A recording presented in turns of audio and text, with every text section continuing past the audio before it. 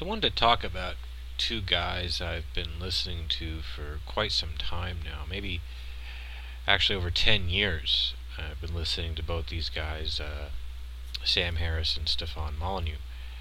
I think I really got into both of them in my early 20s when I was really into hard atheism. They're both hard atheists. They continue to be so. Steph's maybe lightened up on it a little bit. I think Sam's position really hasn't changed at all in that regard. So I was really into those ideas, and they're both pretty much on the same page with those ideas, maybe for just slightly different reasons, but for the most part they line up on religion. But they've always, both been on different ends of the political spectrum. Sam's always been a little center left, and Stefan's obviously, I wouldn't put him on the far right, but he's a anarcho-capitalist basically, and he's softened on that a bit, but that's kind of a far right position. But more of a, if you've ever seen the two-dimensional graph of politics, he's more on the libertarian side. He's always been more of a social liberal for issues like gay marriage, and so he would line up with Sam on drugs and gay marriage and that kind of thing. But in terms of economics and state power, obviously they're on different ends of the spectrum. Now I've noticed over the years both of them inching their way towards the center for various reasons. I think Sam's transition started when he realized the left was giving shelter to Islam, and he wanted to fight back against that a little bit. And Stefan, I think, when he got more out into discussing ideas with a bunch of different people on YouTube, he's been more open to actually cooperating with statists. He has had some very extreme positions on statists in the past. He said even if a statist was a member of your family, if you couldn't convince them to not be a statist, you would eventually need to end your relationship with that family member. That's a pretty extreme position, but he's softened on that. He's also softened on the atheism a little bit because he sees statism as the greater threat than Christianity. So he's willing to admit Christianity is better than statism, and if you lose your Christianity, you often, he sees this trend where people on the left are basically worshiping the state now, and he thinks that is at the very least more dangerous than religion. And he's also started to cooperate with state. He wants to work within the state apparatus to some degree now. So he's a little more open to compromise and working within the system because he wants results.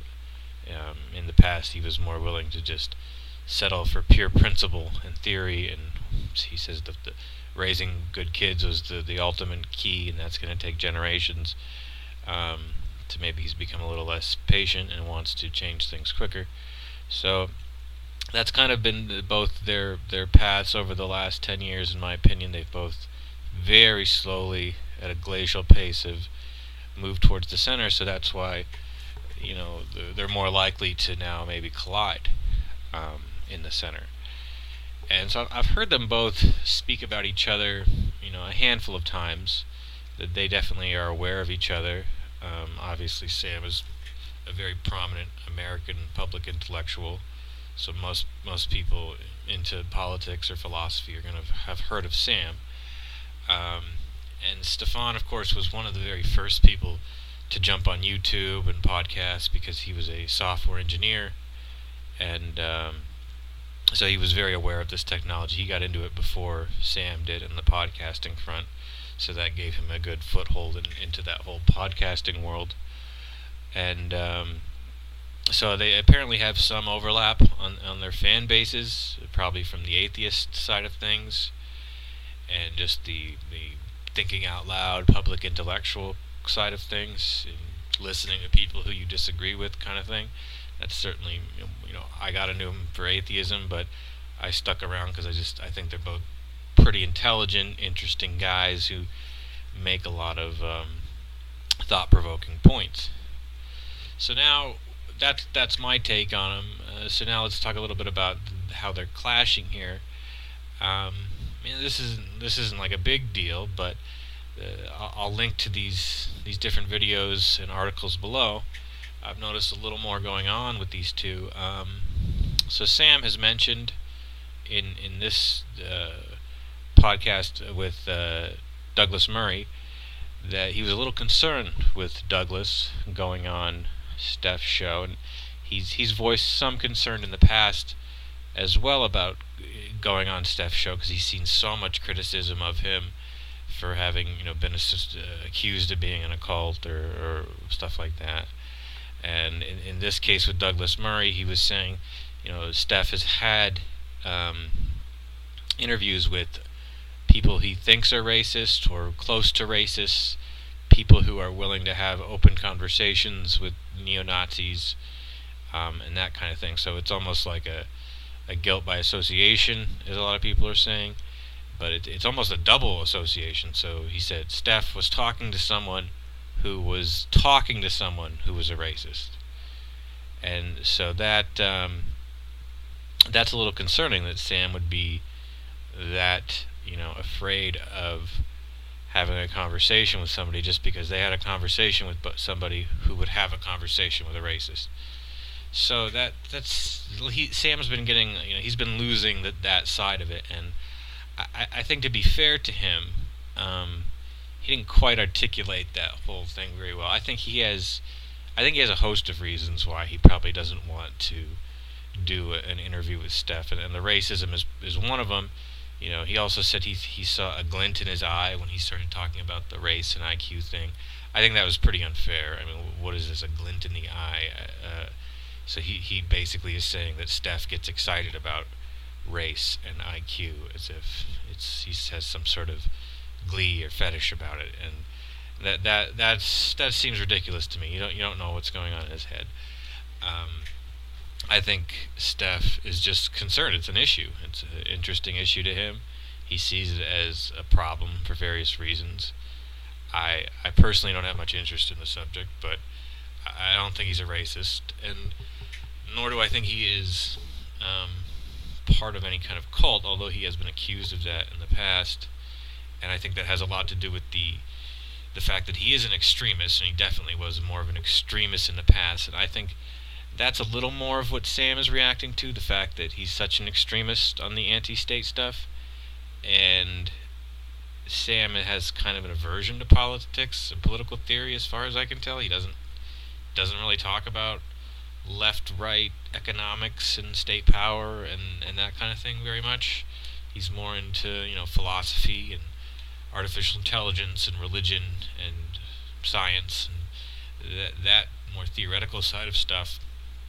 I'm sure you can find instances of him talking about pure politics. He's been really into Trump, obviously, the last couple of years, but that was more of an outlier case. I haven't heard him talk specifically a lot about Obama, Romney, or whatever, although he talks a lot, so I'm sure you could find examples. It's not his main focus, so he doesn't think about politics like Steph does.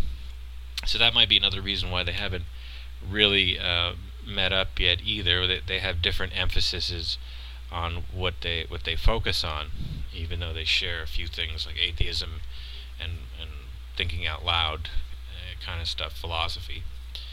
So I think that's more of what it is from Sam's side, although he didn't articulate it that great. It's the association with racists. It's this idea that Steph has a lot of smoke around him when it comes to cults and extremism, and it's this maybe aversion to his extreme, libertarian, anarcho-capitalist politics. All these things kind of come together to make him have an aversion to Steph, which I think is really unfortunate. I think these guys would have a very civil and fascinating conversation. I'll also link to a good video of Steph criticizing Sam. You can tell he has a lot of respect for Sam in some ways. He even called him a good writer, and Sam nailed a few things on the head, he thought, like the problems with the education system, but he sees Sam as someone advocating for more state power to fix our problems. He did, like, calling for free college, and and he thinks that it should be obvious to Sam that more state power isn't going to fix things because all these problems keep getting worse, and the state keeps getting more powerful. So how can he not see that something different needs to happen? And that would be a really fascinating conversation for the two of them to have. And unfortunately, we probably won't see that because it seems like Sam's made up his mind about Steph. But this could change in the future, I hope, if we could get something very similar happened. And I just did a podcast about Ben Shapiro calling out and telling someone not to go on the Alex Jones show.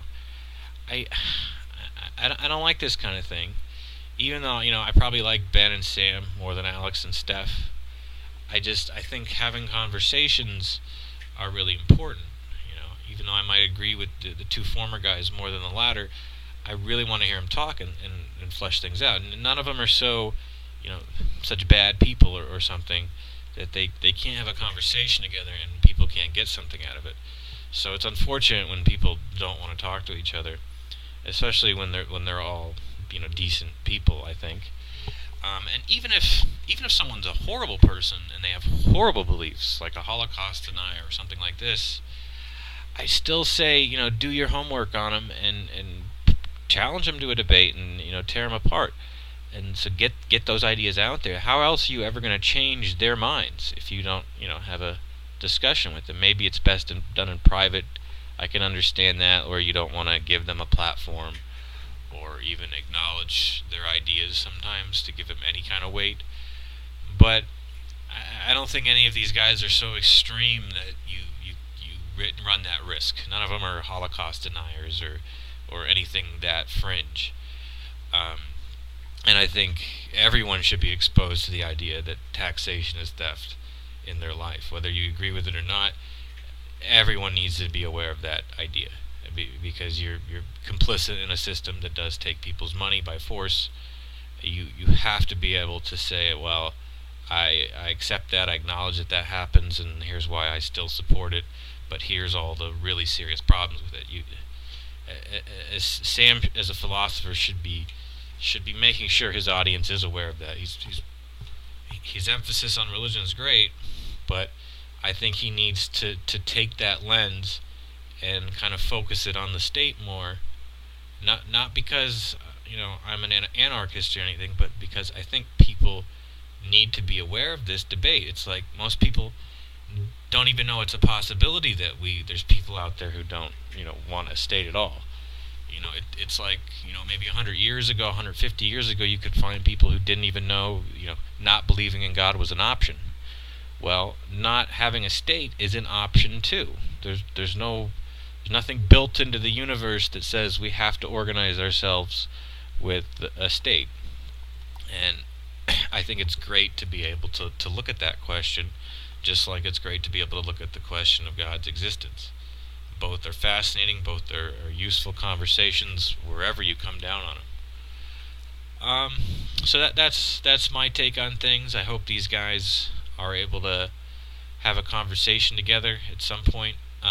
One more thing, I'll link to this other article about the intellectual dark web that's been coming out, which is kind of relevant to these last two podcasts I've done, because in it, this author basically lists a bunch of people that I listen to a lot, and Sam and Ben are two of the people that they say are acceptable members of this intellectual dark web. It's a very interesting article, but that the intellectual dark web needs to be very careful because they've been associated with Alex Jones and Stefan Molyneux, are two of the names that come up as a warning sign for these guys to watch out for. And to me, that again just seems ridiculous. They're all associated for a reason, because they're interesting people having interesting conversations, and the more of that, the better. So I'll link to all that stuff, and let me know what you think about it. Thanks.